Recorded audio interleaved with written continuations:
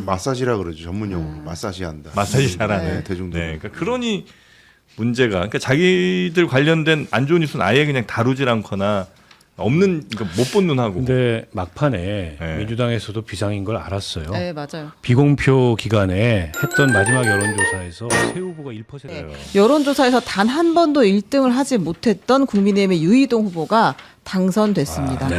2등은 김용남, 민주당의 김용남 후보, 3등은 조국혁신당의 조국 후보였는데요. 네. 생각보다 표차도 조금 있었어요. 유이동이 34.8, 김용남이 28.7이었거든요. 그러니까 이게 한 5,800표가 차이가 났었거든요. 여기도 작은 선거고 투표율은 엄청 낮았던 곳이고. 크게 이긴 거예요. 그러니까 네, 표차가 있었다 결과적으로는. 상당히. 예. 근데 유이동 후보가 될 가능성도 배제하기는 어려웠죠. 여론조사상으로는 거의 비슷비슷했으니까. 뭐 비슷비슷한 상황에서 네. 대부분의 경우에 3등을 했는데 여기가 투표율이 50% 넘었든가 그렇지 네, 않아요. 50% 조금 근데 넘었어요. 여론조사라는 거는 모든 사람이 이 투표에 임한다는 걸 전제로 여론조사가 맞는 거잖아요. 근데 투표율이 50%라면은 특정 연령대, 특정 정치 성향을 가진 사람은 적극적으로 투표를 임했다는 거고 그렇지 않은 사람은 투표를 임하지 않았다는 거니까 여기에서 이 유이동 후보가 확실한 우위를 가져간 거죠. 네, 투표할 사람들을 많이 끌어낸 거고. 그렇죠. 예. 근데 왜 그러면 조국 지지하시는 분들 혹은 김용남 지지하셨던 분들이 충분히 나오지 않았을까? 그거는 좀 아니, 하도 싸우니까 좀 짜증나서 그런 것도 있는 것 같고. 예. 그리고 그 평택이 원래 유이동 의원 지역구였잖아요. 근데 유이동 의원이 그렇게 평상시에 임팩트가 강했던 사람은 아닌데 네. 그러니까 지금 김용남 조국 외부에서 온 분들이 저렇게 이전 투구를 세게 하니까 아유 차라리 유이동이 낫겠다. 이렇게 이동한 표심도 저는 일부 있다고 봅니다. 물론 주된 동력은 황교안에서 빠진 거예요. 그분이 한 10% 가까이 있다가 마지막에 한 6% 정도 됐잖아요. 한 4, 5% 네, 4, 5%가 그걸로 이동했는데 단일화에 대해서 마지막까지 유이동 후보가 어쨌든 의지를 가지고 만나기도 하고 했는데 그러면서 그 보수 유권자들한테 전략적 선택을 말하자면 요구한 거죠. 저는 그 조용한 추격을 민주당이나 조국혁신당이 너무 간과했던 것 같아요. 너무 무시했던 것 같고 특히 조국 후보는 국힘제로를 얘기했는데 결과로 보면 본인 제로, 진영 제로 이걸 만든 거예요. 네. 유이동 황교안 이 황교안 이분이 큰 그림을 뒤에서 그린 거 아닌가? 그러니까 단일화 안 해주는 그림으로 가면서 두 사람을 그러니까 조국 김용남을 안심시키면서 유이동은 그렇게 걱정 안 해도 되는 사람인 것처럼 만들어 놓고 결국엔 이렇게 뒤에서 큰 그림 그린 거 아닌가? 미워하고 그래. 뭐 전지적 작가 시점에 결과론적인데. 예. 근데 그 어제 제가 이제 투표 마무리될 때 투표율 체크를 해보니까 그 평택을이 원래 도농복합지역 굉장히 넓은 지역이잖아요. 네. 이제 젊은 유권자들이 많다고 이제 알려져 있는 고덕동이나 뭐 안중읍이나 이쪽에 투표율이 낮길래 야 이건 유이동이 되겠다 이렇게 판단했었거든요. 말씀하신 대로 원인은 싸움인데 근데 싸움이라기보다는 더 정확하게 표현하면 왜 집안 싸움을 남의 집에 와서 해? 너네 집에서 맞아. 싸우지. 왜 우리 집에 와가지고 너네들 집안 싸움을 하고 있어? 이게 굉장히 뼈 아팠던 것 같고 네. 이건 뭐 전적으로 저는 조국 후보의 귀책이 굉장히 크다고 생각해요. 아 그래요? 왜냐하면 들어오자마자 이제 네거티브인데 네거티브 뭐 선거에 다 있죠. 근데 유이동 후보 네거티브 왜 안 하냐고요, 그러면. 안 했잖아요. 유이동 후보에 대해서 이런 방구 이야기가 없었습니다. 황교안 후보에 대해서도 왜 부정선거론에 아직도 빠져 계십니까? 거기 계신 분들 나오십시오. 설득하고 진지하게 노력하고 전혀 없었어요. 오로지 김용남만 잡아가지고 그거는 누가 봐도 민주당 내부의 주류 세력의 교체를 본인 위주로 하고 싶다라는 욕망 아니에요? 그것만 계속 비치는데 어느 유권자가 곱고 이쁘게 보겠습니까? 예. 그 낙선 운동의 낙선 사례에서도 역시 그 감정이 드러납니다. 김용남 후보가 이제 패배 선언을 하면서 다음엔 더 좋은 후보가 깨끗한 선거로 이기기를 바란다. 네거티브 없는 깨끗한 선거에 성공했더라면 우리나라 정치 풍토가 바뀔 계기가 됐을 텐데 그러지 못했다. 그러면서 이번 재보궐선거는 평택을 포함해 국힘 제로는 안 된 것 같다. 대단히 아쉽다. 이렇게 이야기를 했습니다. 그리고 조국 후보도 낙선 사례 할 때 이번 선거의 최우선 과제가 국힘 제로의 실현이었는데 평택 전국적으로는 의미 있는 성과가 있었지만 평택에서는 그 명령을 완수하지 못했다. 선거 결과를 받아들이라고 유이동 했습니다. 당선인은 상당히 체급이 커지는 것 같고, 그다음에 아마 요 평택 선거 결과가 민주당과 조국혁신당 이미 상당히 많이 갈라놨고, 그다음에 앞으로도 이게 상당한 갈등 요인이 될 것 같아요. 책임론 두고. 그렇죠. 책임론 두고 네. 공방이 있을 거고, 저는 아까 강 변호사 지적하셨던 네거티브도 패착 중에 하나였는데, 저는 더 좀 이상하게 본 게 조국혁신당이나 조국 후보의 캠페인이에요. 네. 본인의 이름을 당명에 넣은 제3당의 당 대표가 선거에 나왔는데 자기 당의 선거운동을 해야지 내가 더 민주당 후보고 내가 민주당의 노선과 정체성을 더 잘 구현하겠다. 대한민국 선거 역사상 이런 캠페인이 있었나 싶어요. 제3당 후보가 당선됐던 선거들은 꽤 있어요. 이준석 후보 뭐 가까운 사례로 있고 그 이외에도 뭐 심상정, 뭐 노회찬 다 민주당 후보까지 있는 데서 당선된 경험이 있어요. 어쨌든 차별성을 강조하죠. 누구도 이런 캠페인을 해본 적이 없어요. 네. 그러니까 저거는 저 당이 허구화된 겁니다. 심지어 대한민국 정당 정치를 허구화시킨 거예요. 그러면 한 번의 선거는 질 수도 있고 이길 수도 있어요. 정치는 그 뒤에도 계속되는데 조국 대표나 조국 혁신당의 정치가 계속될 수 있을까요? 저렇게 되면? 그러니까 이제는 흡수 엔딩밖에 없어요. 그것도 이제 군에 대해서 흡수 엔딩 되는 거예요. 몸값도 개별 못 받고. 의원들이 알아서 들어가는 거의 거예요. 그 수준이죠. 민주당에서 그것 이외에 저기다 무슨 가치를 부여할 수가 있겠어요. 아니 우리 정체성이라는데 저 사람들이 그러면 그중에 골라서 민주당 입장에서는 뭐 그런 거 아니에요? 아니 내가 민주당이라도 그럴 것 같아요. 그러니까 자기 당의 가치와 자기 정치의 가치와 이 자기 정치의 정체성을 스스로 파괴하면서 한 번의 선거를 위해서 스스로 해체시킨 거예요. 혁신당에서 놔줘야 민주당의 의원 배지 달고 들어갈 거 아니에요? 그러니까 지금부터 굉장히 비굴해질 수밖에 없어요. 혁신당 의원들이 민주당을 상대로. 안 그러겠습니까? 근데 출당을 시키지는 않을 것 같고 아마 본인이 내려놓고 다음 지역구를 받는 형태로 민주당을 갈 수는 있겠죠. 아, 그러니까 그런 건 있을 수 있어요. 오케이 들어오세요 합당 형식으로. 어떤 보장도 없어. 노게런티. 이거예요.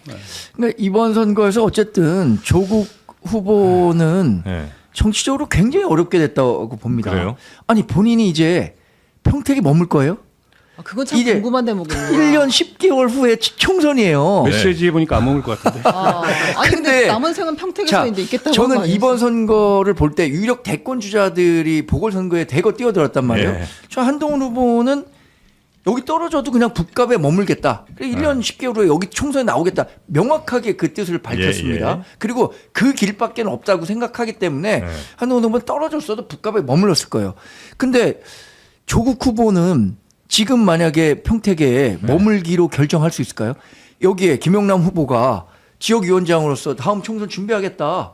1년 8개월밖에 안 남았다. 네. 더군다나 여기는 지금 다음 선거 치른다면 김용남 후보가 조금만 열심히 하면은 굉장히 우월한 지위에서 선거를 치를 수도 있는 곳이에요. 네. 근데 또 3자 구도 속에서 조국 후보가 여기서 선거 치를 수 있을까요? 그러면 못 한단 말이에요. 그럼 뭐 할 거냐 이거죠. 그러니까 이제 조국 후보로서는 외통수에 걸려 있는데 외통수라는 것도 이 외통수에 걸리면은 몸값이 싸지게 마련이에요. 어디 갈 데 없으면.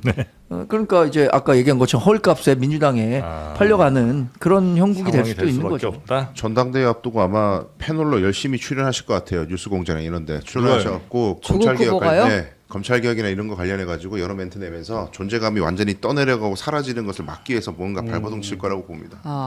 근데 이번에 그 이제 한동훈 후보의 당선이라든지 그 하정 후보의 낙선 그리고 조국 후보의 낙선, 김영남 후보의 낙선 이게 전 진보 진영 유튜버들한테 상당한 책임이 있다고 생각해요. 그럼요. 눈을 많이 가렸습니다. 그러니까 현실이 엄연하게 있고 분위기가 바뀌고 있다는 현장들의 취재가 맞아요. 있는데 그걸 계속 외면하면서 아니야 될 거야 이 여론조사 믿지도 마 이렇게 얘기한 게 저는 굉장히 큰 패착 아니었나 이런 생각이 들어요. 그러니까 이게 이제 이 확증 편향이라는 게 굉장히 무서운 거예요. 그러니까 그 안에서만 사람들이 눈과 귀를 다 이 가리고 이게 맞는 정보야.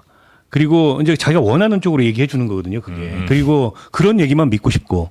그러다 보니까는 객관적이고 이 사실에 가까운 이런 판단을 안 하는 건데 그 유튜브 시대의 폐해죠. 우리 장르만 여의도라도 사실을 냉정하고 객관적으로 전달하는. 우리는 취재하는 기자들이 있기 때문에 그걸 보면 그 분위기가 바뀐다는 거를 그렇게 듣는단 말이에요. 근데 계속 아니라고 이야기하고 어떻게 내란 세력을 찍겠어? 그게 말이 돼? 이렇게 얘기하면 선거가 될 할 말이 수가 없는 없죠. 거지. 그게 아까 제가 말한 민주당이 굉장히 느슨하고 이완된 상태에서 선거를 치렀다는 거예요.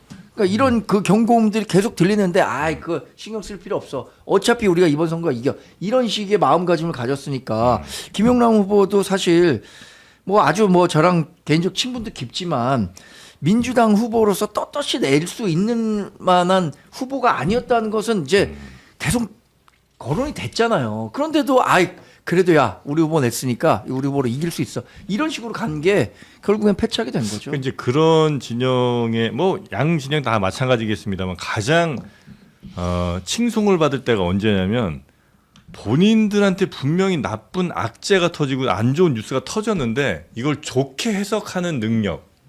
아니야. 이건 그렇게 해석하지 말고 이건 이렇게 봐야 돼라고 그거를 기가 막히게 잘 알려주는 채널들이 굉장히 실력 있는 채널이 되거든요. 저기 마사지라 그러죠. 전문 용어로 마사지 한다. 마사지 잘하는. 네, 대중들. 네, 그러니까 그러니 문제가 그러니까 자기들 관련된 안 좋은 뉴스는 아예 그냥 다루질 않거나 없는 그러니까 못 본 눈하고. 근데 막판에 네. 민주당에서도 비상인 걸 알았어요. 네, 맞아요. 비공표 기간에 했던 마지막 여론조사에서 새 후보가 1% 안쪽에 있었어요.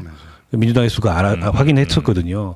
근데 그때 이제 늦어버린 거지. 뭐 손을 쓸 수가 없는 상황이 된 거고 어쩌면 이런 결과가 나올 수도 있다는 거를 그 내부에 뭐 직감하는 사람도 있었을 거예요. 당에서는 알고 있었어요. 근데 그게 아무튼 뭐 방송에서까지 소화되지는 않았던 것 같습니다. 그렇고 네. 전북에서는 김관영 후보가 아닌 네. 이원택 후보가 아주 월등한 표차로 이겼습니다. 네. 그러니까 전하고 하나만 더 전할게요. 그 기초단체장 저희가 요거 진짜 어제 찍었어요. 기가 막혔던. 저희가 문제 지역으로 몇 네. 개를 찍었는데 이제 그 청와대에서 대통령의 사람들이라고 내려갔던 그 김병욱 성남시장 후보 떨어졌습니다. 신상진 후보가 국민의힘에서 됐고 현근택 후보도 저희가 이거 분명히 위기가 있다라고 했는데 떨어졌죠. 여기도 떨어지고 이상일 그 현 시장이 또 됐어요. 용인시장. 그리고 그 대통령 음주했는데 안 찍으셨어요 했던 그 안산시장 후보 천영미 후보도 떨어지고 그분 이민근 떨어졌어요? 후보가 떨어졌어요? 됐습니다. 그래요? 그거 확인 못했는데요. 네, 그렇게 됐어요. 이게 역시- 저희가 세 지역을 저희가 이제 어제 어제였죠. 바로 저희가 이거 이상하다 여기는 네. 심상치가 않다라는 말씀을 드렸었는데 정확하게 다 국민의힘에서 당선이 네, 됐습니다. 다들 그냥 여기 뭐 생각 볼 것도 없이 그냥 민주당이야 뭐 이렇게 했던 지역들이거든요. 이게 치명적이에요. 예. 치명적인 그런데 생각보다 좀 심상치 않다고 그래서 어제 딱 저희가 세 지역을 살펴본 딱 그 세 지역이 정확하게 그래서 어제 썼던 사진을 그대로 그냥 쓰고 있습니다. 네. 거기가 경기 남부잖아요. 네, 우리 네. 제작진 지금 경기 남부 벨트가 지금 네. 그 민주당 입장에서는 사수가 안 되고 무너진 거예요. 네. 근데 그 성남 같은 경우 특히 뼈 아프죠. 아니 대통령이 성남시장을 했고 원래 거기가 민주당 성향이 훨씬 더 큰 그러니까요. 곳인데 근데 이제 상대 후보가 강했던 겁니다. 신상진 그 성남시장이 4선 국회의원 출신이에요. 그리고 성남에서만 평생을 살았 의사도 거기서 했고 그러니까 그 강한 후보를 상대로 선거를 너무 쉽게 봤다 이거라고 보고요. 현근택 후보는 막판에 가서 큰 실수가 있었어요. TV 토론하는데 주소를 물어보니까 답을 네, 못하고 자기 집 주소를 말 못했어요. 어디서 출근하냐니까 그것도 답을 못하고 네. 거기도 이상일 시장이 평가가 나쁘지 않은 사람입니다. 그리고 비교적 좀 온건한 그런 스타일이고 그리고 안산도 제가 듣기로는 국민의힘 후보가 평가가 굉장히 좋대요. 그러니까 이게 공통점이에요. 네. 그러니까 국민의힘 후보들이 만만치 않은 데에서 선거를 너무 쉽게 본 거 아닌가. 근데 이제 아들 아파트 의혹 김병욱 후보가 끝내 이거 해명하지 못한 채로 사실은 끝났죠. 경선에서 선거가 된 거잖아요. 그게 이제 지역에서는 아직까지도 계속 회자가 되는 이유고 우리 현근택 후보도 용인하고 성남하고 수원을 헷갈려서 말하고 막 그랬어요. 방송에 나와서. 그러니까 사람들 다 보고 있다 이거. 그리고 김병욱 후보 같은 경우에는 정원호 후보 그 주폭 논란 그거에 유탄을 맞은 거 아니에요? 왜냐하면은 김병욱 후보도 경찰 공무원을 폭행하고 사실 그 술집에서의 그 시비 때문에 이런 게 있었거든요. 근데 그게 잘 안 알려져 있었는데 정원호 후보가 이 주폭 논란이 불거지면서 해당 지역에서 아니 민주당 후보들 봐라 뭐 서울시장 후보 그렇고 김병욱 후보도 그랬나요? 이거 모르셨나? 몰라 지역에서 그렇게 해당 지역에서 몰라요. 또 있었는지 모르겠습니다만 하여튼 그 공무원 네. 경찰이 왔는데 아. 술값 시비 때문에 붙었는데 뭐 공무원 폭행해서 예, 그런 예, 예, 문제가 예. 있었습니다. 그 이제 지역에서는 꽤 좀 많이 돌았던 예, 예. 얘기인 모양이군요. 여튼 요 지역 세 지역에서는 모두 국민의힘 당선자들이 나왔다. 자.